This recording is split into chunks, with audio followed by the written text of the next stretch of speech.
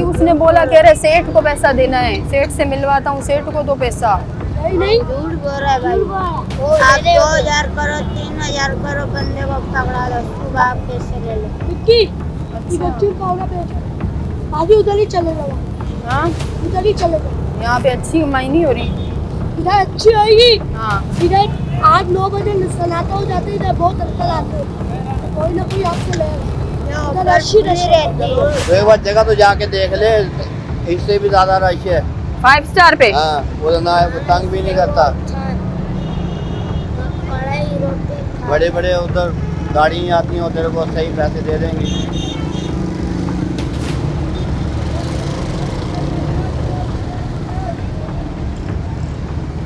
कल से फिर मैं 5 स्टार पे जाऊँ ना, कल से जाऊँ ना, आज तो ये करूँ ना, झगड़ा करूँगी। क्या करेगी बेचारी? क्या हुआ? अकेली एक साइड पे खड़ी हो जाना, लड़कों को साथ नहीं बिठा। हाँ वो भी वो एतराज करेगा, ऑटो वाला बोलेगा ये लड़के क्यों बिठाए हुए हैं तूने? लड़के ही हैं, बच्चे, इनको नहीं बिठाऊं। हाँ, तो अकेली अपना काम कर, चल फिर के काम कर। हाँ कोई आए तो कोई तंग करे, कोई दुकान वाले को बोल दे, इशारा कर, भाई ये मेरे को तंग कर रहा है। दुकान वाला बाद में रात में पैसे तो नहीं मांगेगा मुझसे, दुकान नहीं। वाला नहीं लेगा पैसे। वो दुकान वाले क्यों लेंगे? वो तेरे को तंग करे, आते जाते आदमी नहीं, इधर आते जाते वो भाई ये मेरे को तंग कर रहा है, पैसे मांग रहे हैं। हाँ तो देखो कुछ भाग जाएगा। दुकान वाले को कह दूंगी मैं। और रुक जा, तेरे को मैं पैसे दे दूँ, रुक जा 5 मिनट सबर कर। इधर जा रहा है, ये रश है ना, इधर चुप करके बैठे जाए। सही है? सही है हाँ भाई, शुक्रिया भाई, शुक्रिया।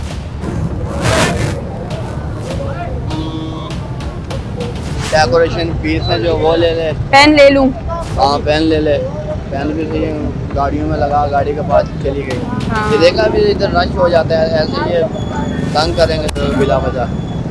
एक मोहतात अंदाजे के मुताबिक एक फकीर की एक दिन की कमाई कम से कम 3000 रुपए। अब अगर 3000 रुपए के हिसाब से माहाना कमाई का अंदाजा लगाया जाए तो बनी 90,000 रुपए और सालाना बने 10,95,000।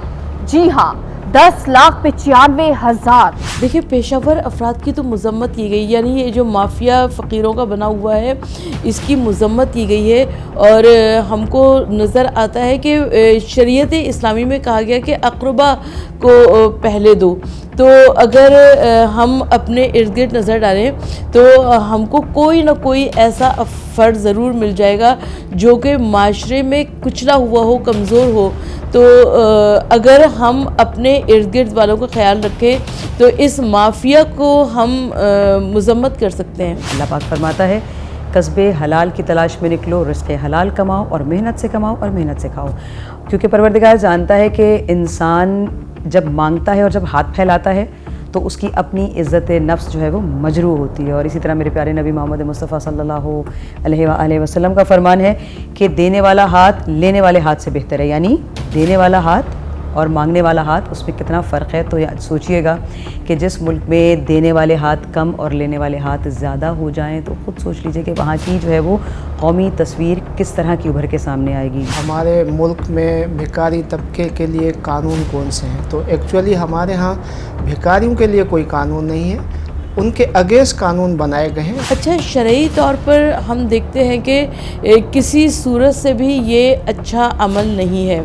और जब हुजूर नबी करीम सल्लल्लाहु अलैहि वसल्लम के सामने फ़कीर उस दौर में भी हुआ करते थे और शहज़ादी कौनैन सलामुल्लाह अलैहा के दरवाज़े पर कभी यतीम आया, कभी मिस्कीन आया, कभी असीर बनकर आया और शहज़ादी कौनैन सलामुल्लाह अलैहा ने अपनी रोटियां उठाकर दी। तो हमको नज़र आता है कि अपने इर्द गिर्द नज़र डालें और जो भी सवाल कर रहा है उसको ज़रूर दें, लेकिन जो सवाल कर रहा है उसके लिए किसी सूरत से मज़हब इस्लाम इजाज़त नहीं देता।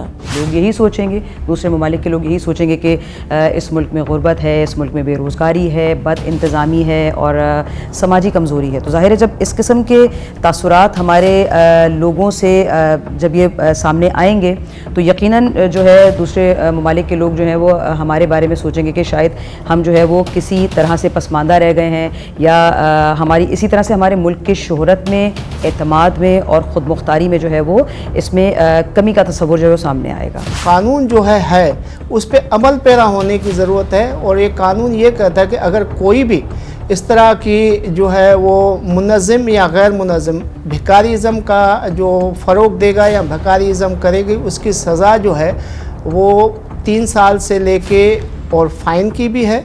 और इस पार्ट पे ये भी डिसीशंस लिए गए कानून के तहत कि अगर कोई भिखारी पकड़ा जाता है तो उसको 50,000 पर जुर्माना ला इन्फोर्समेंट जो भी इदारे हैं वो कर सकते हैं। वही शरह मोहम्मदी तो हमको यही कहती है कि हमको अक़रबा परवरी अक़रबा करना का ख्याल रखना चाहिए और जब अक़रबा का ख्याल रखना चाहिए तो अपने इर्द गिर्द नज़र डालनी चाहिए कि आपके इर्द गिर्द कोई सफ़ेद पोश ऐसा हो जो कि माशरे में जो कि कमज़ोर तरीन तबका है। और जब हम ख़ुद से ख़याल रखेंगे तो यकीनन पेशावर माफिया का वहाँ पर ख़ात्मा हो जाएगा।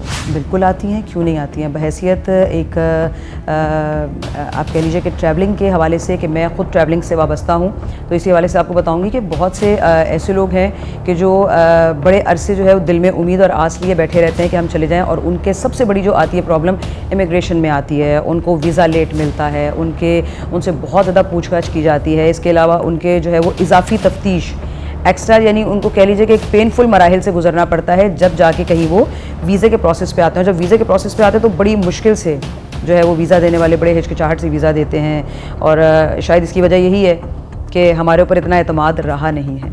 यार वैसे तो ये गवर्नमेंट का काम है कि इनको कंट्रोल करे हर चीज़ को, लेकिन अब बंदा फैमिली के साथ कहीं बैठ भी नहीं सकता, कहीं आ जा भी नहीं सकता। ये शर्मिंदा करते हैं लोगों को, सबसे बड़ी परेशानी ये है।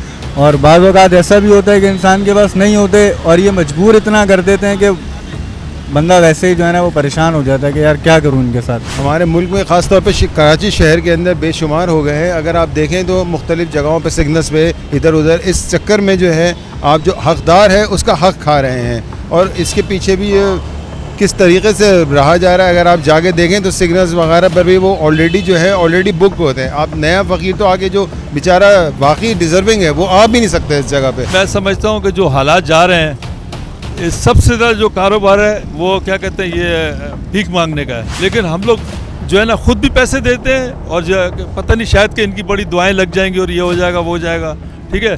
तो इसके खिलाफ सख्त एक्शन लेना चाहिए। यहाँ पे मांगने वालों की तादाद बढ़ती जा रही है, जिनका हक है उनको वो मिल नहीं रहा। मजदूर हो उसको हक है, मजदूर को देना चाहिए। इधर तो हटे घटे लगे पड़े सारे ऐसे आते हैं जैसे बेकार, सारे नौजवान हैं, नौजवानों को छोटे छोटे बच्चे भी हैं यहाँ पे, छोटे छोटे बच्चों को भी नस्लों को तबाह कर रहे हैं। ये तो पढ़ाई का टाइम है छोटे बच्चों का, पर ये भीख मंगवा रहे हैं सारे को। जब मानने वाला जो है ना बहुत ज़्यादा हो गया यहाँ पर। जो इधर हमारा कारोबार ऐसी है, जो इधर हमारा कस्टमर सारा जो है ना ख़राब हो चुका है मांगने वाले की वजह से। कुछ है ज़्यादातर फैमिलीज पूरी जो है बच्चों समेत निकले। आप ख्याल कीजिए कि भाई उनको ना दे। कोई गरीब गार्ड है वो बैठा नौकरी करे तो, लेकिन वो अपने घर के अखराजात पूरे नहीं कर सकता। तो ऐसे लोगों को तलाश करो और उनको दें ताकि ये लानत ख़त्म हो। ये तो पूरे कराची में घूम रहे हैं और हर जगह घूम रहे हैं, तो इसके ऊपर कंट्रोल होना चाहिए। तो हुकूमत का काम है ना, हर तरफ जो है ना ये बेकारी है, मतलब है कि घूम रहे हैं। बाप भी मांग रहा है, बीवी भी मांग रही है, बेटा भी मांग रहा है और जो है ना ये पता नहीं क्या कर रहे हैं। ये तो बहुत बड़ा जुल्म है, ये माफिया जो है घूम रहा है, इसके ऊपर कंट्रोल होना चाहिए। हम परेशान हो गए हैं, हमारा रोज़गार नहीं है, इतने परेशान हैं, ऊपर से ये भिखारी आ रहे हैं। हम क्या करें? या तो हमें मार दो, गरीब बंदा क्या कर सकता है? यही कर सकता है। हम तादाद तो नहीं कहेंगे, जिस तरह मच्छरों की तादाद बढ़ी हुई है इसी तरह जो ना हमारे यहाँ पे मांगने वालों की तादाद बढ़ी हुई है और तादाद ऐसे बढ़ी हुई है जो नहीं मांगने वाला वो भी मांग रहा है।